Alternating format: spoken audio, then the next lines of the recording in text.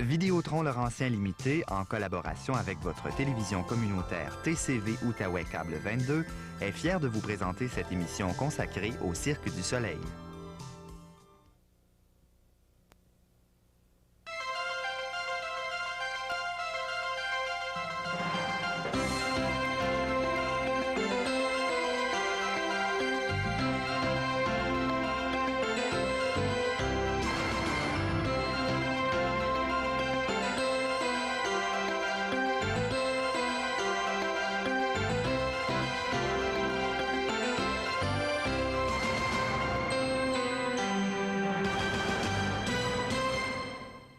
Voilà 5 semaines que le Cirque du Soleil est en ville et c'est une nouvelle journée qui débute. Au-delà de 33 000 personnes ont vu le spectacle Saltimbanco. Et ce soir, 2500 autres spectateurs auront droit à un moment tout simplement magique. Et c'est aussi ce que nous vous proposons au cours de la prochaine demi-heure, n'est-ce pas, Anne Meloche? Absolument, Jean-Paul. Nous allons vous entraîner dans les coulisses du Cirque du Soleil. Nous allons partager avec vous le quotidien des artistes et des artisans. Et il y aura bien entendu la tournée du cirque dont on va vous parler. On va vous parler du spectacle Saltimbanco.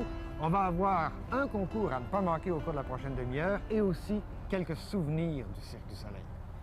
C'est ça, Jean-Paul, mais avant, commençons par regarder la préparation de la tournée, du spectacle et de la publicité. Alors, regardons comment s'organise la tournée du Cirque du Soleil.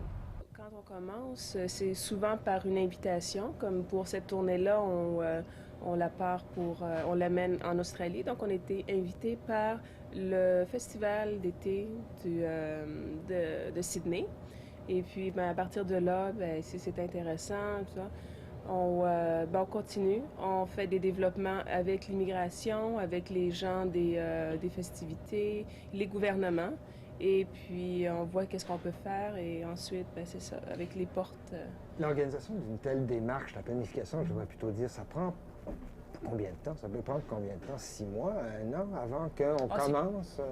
Plusieurs années. Plusieurs années? Ah oui, comme il faut. Parce qu'il y a beaucoup de politique à l'intérieur de ces démarches-là. Donc, faut inviter les gens, venir voir si c'est intéressant.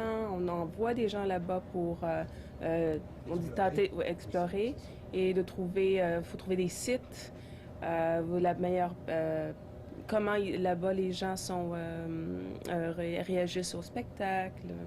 C'est un peu... Et l'organisation comme telle sur le site, bon, la planification, on a fait toutes les démarches, on a fait toutes les démarches et on a approché tout le monde finalement pour pouvoir être réglementaire et pouvoir se présenter. L'organisation comme telle du site, ça prend combien de temps? Puis comment ça se planifie? Parce que ça aussi, c'est assez phénoménal avec le nombre d'équipements, de personnes que vous déménagez. Ça doit faire une planification assez monstrueuse, non? Oui, bien c'est sûr. Quand on part pour une tournée, pour une ville, pour développer la ville, bien, il y a une équipe.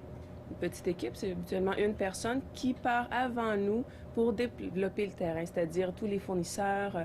On a besoin aussi d'analyser le site avec les gens de la ville pour voir pour les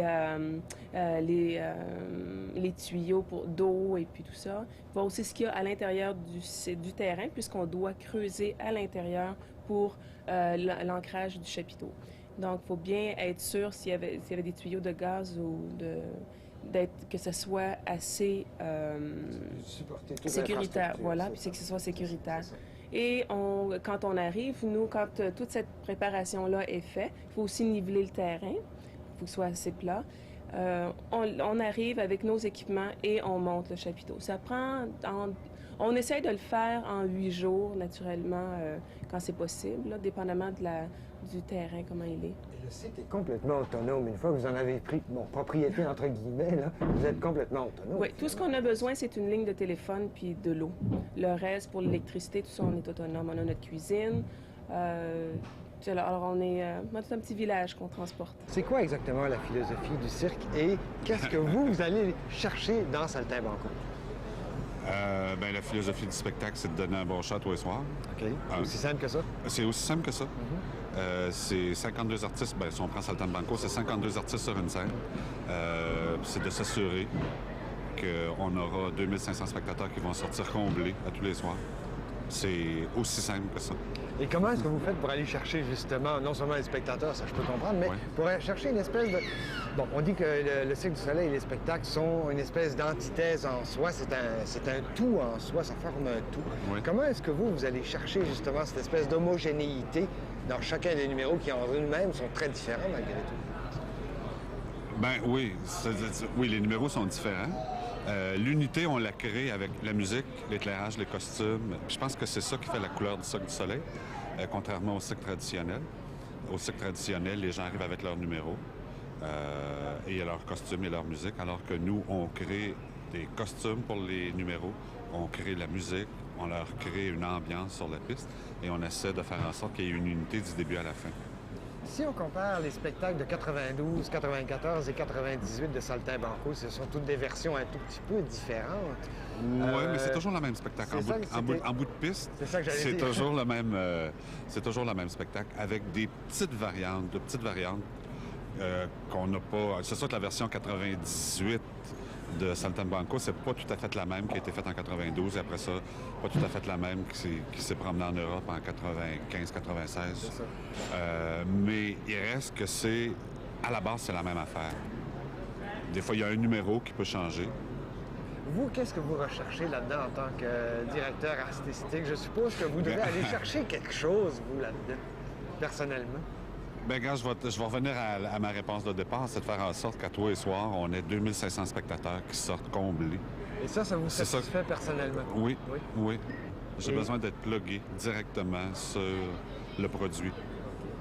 Et l'âme, donc, c'est important pour vous. Ah, c'est primordial. Parlez-moi encore un peu. Je vois vos yeux De l'âme. briller de l'âme, oui. Bien, tout part de là, non? Si on n'a pas d'âme, si on n'a pas quelque chose dans l'âme, il n'y a rien qui peut transparaître. Est-ce que c'est plus difficile à coordonner les médias quand on a un événement justement de l'envergure du Cirque du Soleil? Bien, c'est pas plus difficile, c'est-à-dire qu'en fait, ça dépend comment on voit ça. C'est plus facile parce qu'on n'a pas à aller au-devant, on n'a pas à aller faire des pitchs, comme on dit en bon français, à des médias, leur dire ce que ça vous tenterait de parler du Cirque du Soleil. C'est le contraire qui arrive, c'est que les demandes affluent et nous, on gère ça, on essaie de gérer notre temps aussi et celui des artistes parce que c'est bien entendu que la plupart des médias qui viennent sur place faire des interviews, des reportages, ils veulent parler aux artistes, c'est bien normal, c'est eux qui font le spectacle. Sauf que eux, avec les journées qu'ils ont, les horaires, les répétitions, les spectacles et tout ça, le maquillage, en fait, les journées sont très, très chargées, donc il faut gérer ça de façon assez serrée pour ne pas trop les fatiguer non plus parce qu'on leur en demande beaucoup, mais aussi pour que les médias soient contents, puissent parler d'eux, puissent refléter en fait les personnages qui sont derrière, les personnages qui sont sur scène en fin de compte. Mon expérience en tant que relationniste a été très brève. J'ai été relationniste pour Radio-Canada à Ottawa. Par contre, j'ai été plus de l'autre côté. J'ai travaillé pour les médias, j'ai travaillé pour la radio, j'ai fait de la télé, tout ça. Alors, c'est la première fois que je me retrouve relationniste, mais je pense aux personnes qui travaillent en tant que relationniste pour des compagnies un petit peu où il y a de la controverse, où les médias s'intéressent à la compagnie, mais pour justement des raisons peut-être un peu moins intéressantes que le simple plaisir de faire un beau spectacle. Et je me dis, ça doit pas être facile. Nous, on a le beau rôle parce que tout le monde, les médias, quand je travaillais au siège social à Montréal, qui est mon travail plus régulier, c'est des médias de partout dans le monde qui viennent au Cirque du Soleil, qui viennent à Montréal pour couvrir notre processus de création, comment on fonctionne, etc. Des soirs, je reste ici, puis j'entends les applaudissements dans le chapiteau, ça me prend au cœur, ça me prend au trip, puis je me dis, mon Dieu, j'ai la chance de faire partie de ce groupe-là. Donc pour moi, c'est une expérience que... Il n'y a rien qui va pouvoir équivaler avec cette expérience-là du Cirque du Soleil pour moi.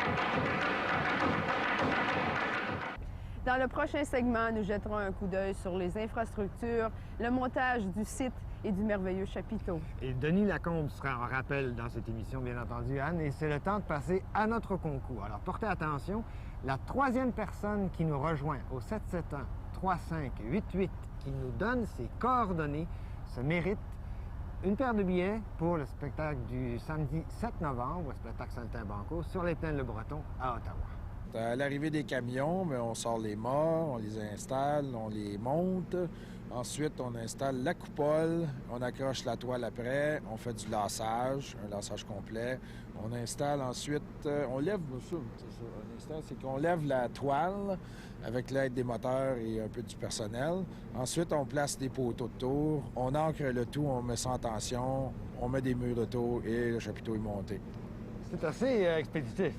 Oui, c'est assez expéditif, c'est cool, mais c'est des étapes résumées assez succinctement. Mais toutes ces étapes-là vont prendre environ 2 à 3 jours. D'accord. Mais toutes les étapes doivent se faire dans cet ordre-là. Dans cet ordre-là, on n'a pas le choix.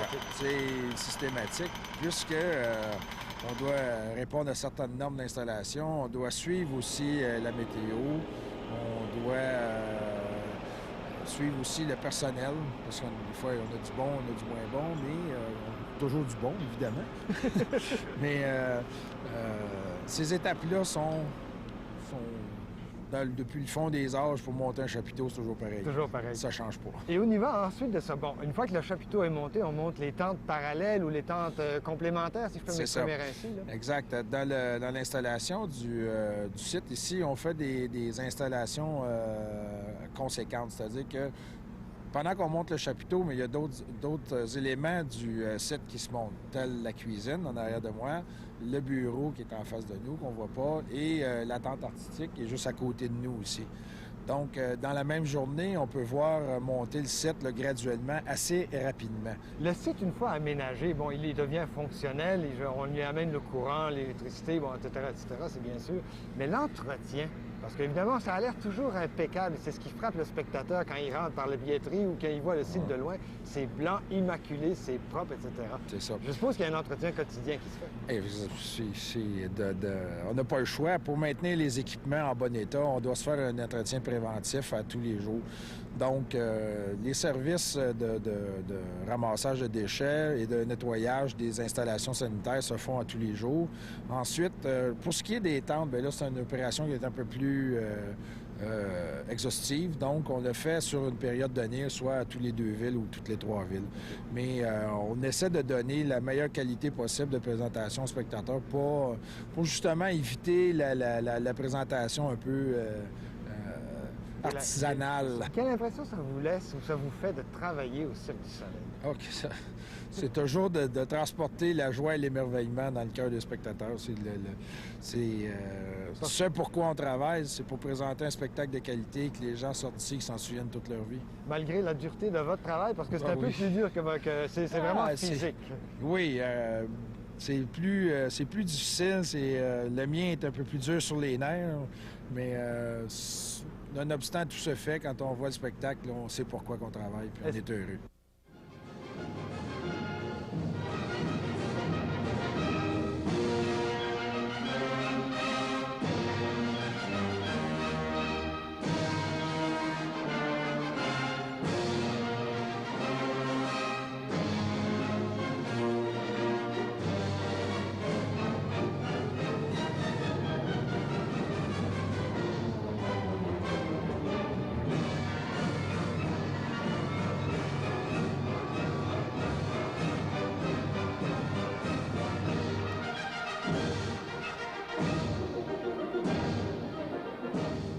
Le goût de la comédie, je pense que c'est quelque chose qu'on a dans soi. Hein. On peut pas apprendre ça, on peut pas...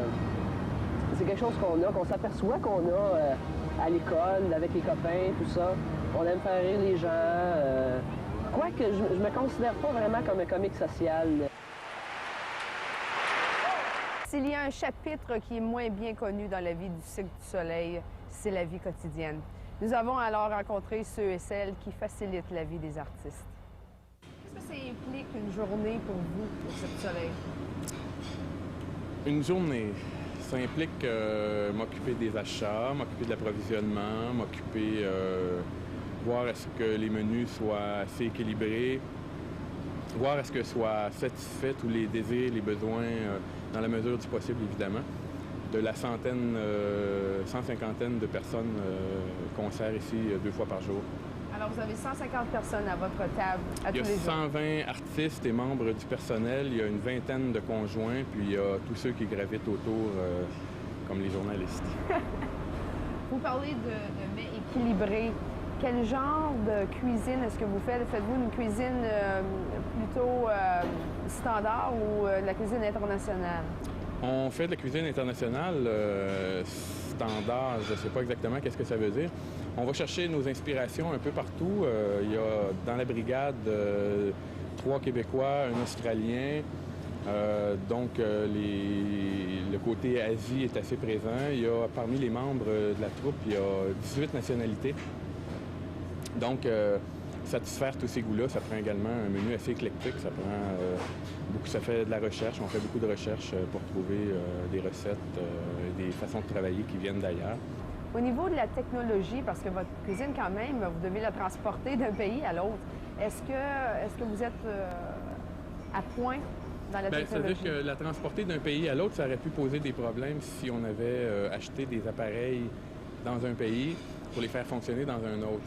Sauf qu'on a fait ça parce qu'on s'est équipé au Canada, mais on est tout à fait indépendant au niveau énergétique. Or, on fonctionne avec du 110 et du 220 courant. Même en Australie, on n'aura pas ce problème-là parce qu'on suffit nous autres mêmes à notre demande en énergie. Quel est votre sentiment lorsque vous êtes ici au Cirque du Soleil de façon quotidienne? Quelle est votre expérience personnelle? La vie au cirque, ça ressemble à la vie dans la vie. C'est pas vraiment différent. Il y a des hauts, des bas. Ce qui est intéressant pour moi, c'est le côté voyage, découverte, autant au niveau humain qu'au niveau professionnel. On s'en va en Australie, j'y suis jamais allé. On s'en va au Japon, j'y ai déjà été. Mais il y a des aspects culinaires à découvrir dans chacun des pays où on voyage. Il y a une recherche à faire à ce niveau-là. Il y a une couleur, une saveur locale à intégrer dans nos menus qui va être aussi intéressante pour les ouvriers de cuisine. Alors, c'est enrichissant. C'est enrichissant, oui. Sabine, vous êtes l'institutrice des enfants du Cirque du Soleil. Depuis quand occupez-vous ce poste? Avec le cirque, ça fait déjà... J'en suis à ma 3e année. On me dit que vous enseignez de la première année jusqu'au secondaire 5. Comment faites-vous votre horaire pour pouvoir enseigner tous ces niveaux? En fait, présentement, je ne fais pas tout, parce qu'on n'a pas toute la clientèle. La clientèle n'est pas toute présente. J'enseigne de la 3e année et une 4e secondaire. Je gère mon temps, je planifie beaucoup et je replanifie régulièrement. Ouais. Combien d'étudiants avez-vous en ce moment? Présentement, j'en ai 3. 2 petites de 8 ans et une grande de 15 ans. Quel est votre plus grand défi en tant qu'enseignante ici, dans ce contexte du cirque? Il y en a plusieurs, mais le plus grand, je dirais peut-être, c'est de garder nos élèves avec toujours l'intérêt. On a des élèves déjà motivés, mais de maintenir, parce que le changement est dans l'école, de garder cette beauté qu'est l'éducation, d'apprendre, le désir d'apprendre. Alors, c'est de toujours les maintenir en haleine, si on veut. La musique a été faite en fonction des numéros, puis ça suit l'action. C'est comme... moi, ma job, en fait, c'est de synchroniser la musique avec l'image. C'est comme un peu une musique de film, mais ça se passe instantanément à mesure que le show arrive, puis c'est jamais la même affaire. Il arrive toutes sortes de choses que j'avais pas prévues, puis il faut que nous autres, le band, on suive, on coupe. Des fois, on recule dans la musique parce qu'il y a eu un problème, il y a un acrobate qui est tombé, il faut qu'il au trapèze, par exemple, qui remonte puis qui recommence le truc. Ça fait que nous, évidemment, on peut pas faire semblant que c'est rien passé. Tout le monde l'a vu, les 2500 personnes. Ça fait qu'on improvise, on rewind dans la musique, puis on se replace, on se resynchronise, puis c'est ma job. Puis quand ça marche comme ça, c'est vraiment intéressant. Le public, il capote complètement à ce moment-là. Combien de costumes est-ce que vous avez à travailler avec? On a au-delà de 400 costumes présentement. Oui. Et puis, est-ce que chaque personne a un costume ou est-ce qu'il y a plusieurs costumes? En général, c'est au moins 3 costumes chaque. Donc, il y a plusieurs changements de costumes pendant la représentation. Et puis, il y en a d'autres qui en ont jusqu'à 5 changements de costumes. Pendant un spectacle, est-ce que vous êtes impliqué justement dans les changements de costume à l'arrière-scène? Définitivement. Oui, ils ont besoin d'un petit coup de main. Il y a des changements rapides. On est 3 dans l'atelier. Donc, il y en a toujours 2 qui travaillent en permanence sur le spectacle et une qui est dans l'atelier pour justement voir aux réparations d'urgence. Alors, ça arrive à l'occasion qu'il y a besoin d'une réparation là, en plein milieu du spectacle? Tout le temps. Tout le temps? Il y a tout le temps quelque chose qui se passe, c'est sûr.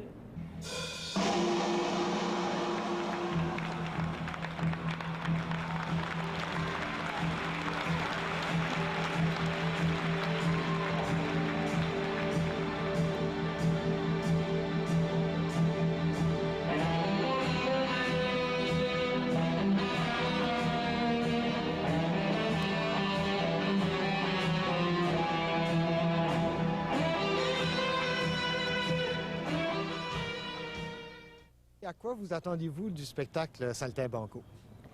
Bien, ça va être la première fois que je vais les voir. Je m'attends à quelque chose d'extraordinaire. Moi, je m'attends à voir des personnes qui font des belles acrobaties.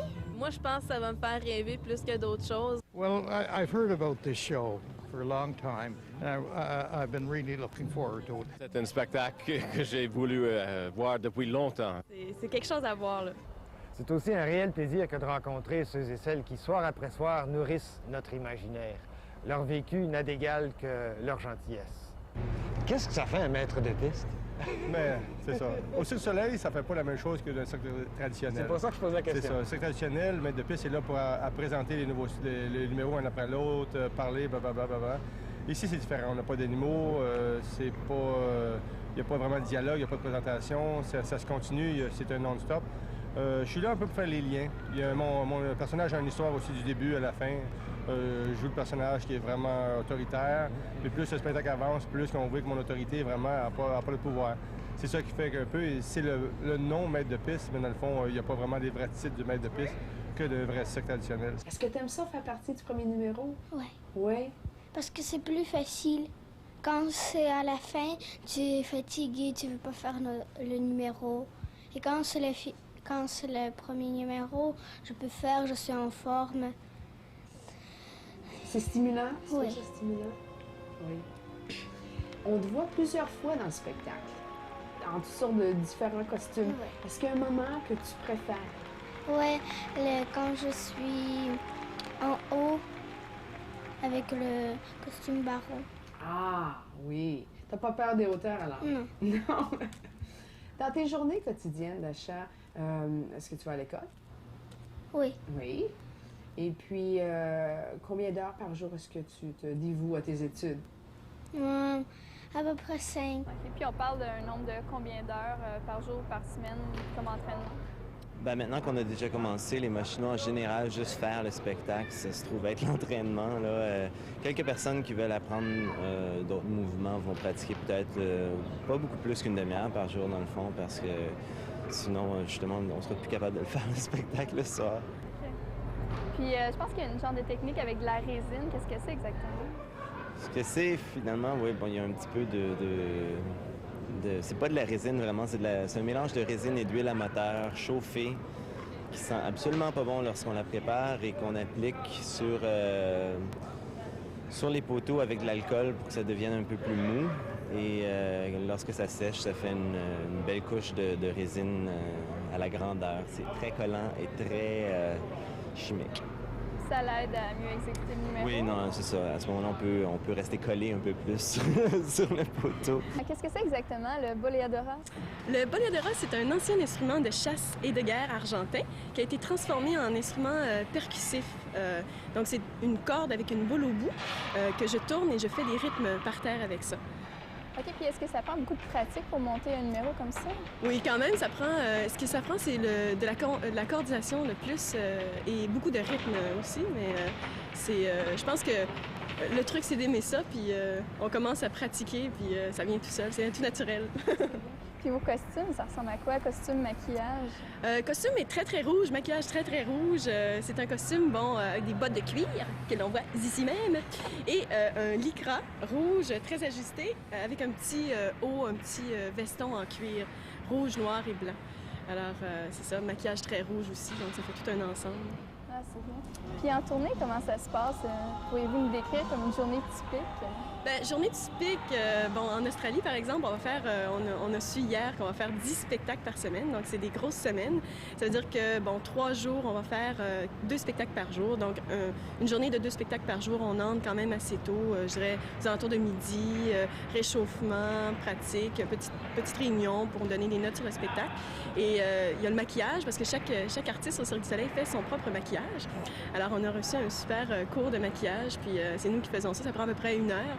Évidemment, ça va devenir de moins en moins long avec le temps. Et c'est ça, maquillage, costume, et on embarque dans le spectacle. Il faut être multitalentueux, je peux dire, pour faire partie du Cirque du Soleil. On danse sur la scène, on chante. Évidemment, on fait de l'acrobatie, c'est du cirque. Donc, j'avais déjà travaillé beaucoup avec mon corps. J'avais une notion de mon corps dans l'espace, etc. Donc, c'est tous des atouts qui m'ont aidée. Puis, le cirque a cette façon de recruter des gens de plusieurs disciplines, de les mettre ensemble, de créer la troupe maison. Et puis, avec ces gens-là, ils montent les numéros de groupe. Ici, on a la balançoire russe, on a les mots chinois, dont je ne fais plus partie maintenant. Et puis, le numéro des bungees fait aussi partie du numéro de la troupe maison. On est seulement 4 à le faire à la fois. Mais c'est ça. Donc, je me suis fait recruter pour faire partie de la troupe maison. Donc, c'est un des numéros que je devais faire. Quelle impression est-ce que vous avez quand vous êtes en haut, dans le bungee? J'ai l'impression de voler. Maintenant que... Oui. Maintenant que ça fait plusieurs années que j'en fais, c'est sûr qu'au début, on n'a pas l'impression de voler. Au contraire, on a l'impression d'être une grosse roche lourde qui veut juste retourner à terre. Maintenant, avec la technique qui s'améliore au fil des années, tout ça, on peut plus se sentir libre puis profiter des moments de suspension dans le vide, là. Et c'est sur ces propos qu'il nous faut vous quitter, malheureusement. J'espère que l'émission a su vous plaire. Et qu'elle a su surtout vous donner le goût d'aller voir un spectacle du Cirque du Soleil. C'est définitivement à voir. Merci beaucoup, Anne. Merci, Jean-Paul. À la prochaine. Vidéotron Laurentien Limité, en collaboration avec votre télévision communautaire TCV Outaouais Câble 22, est fier de vous avoir présenté cette émission consacrée au Cirque du Soleil.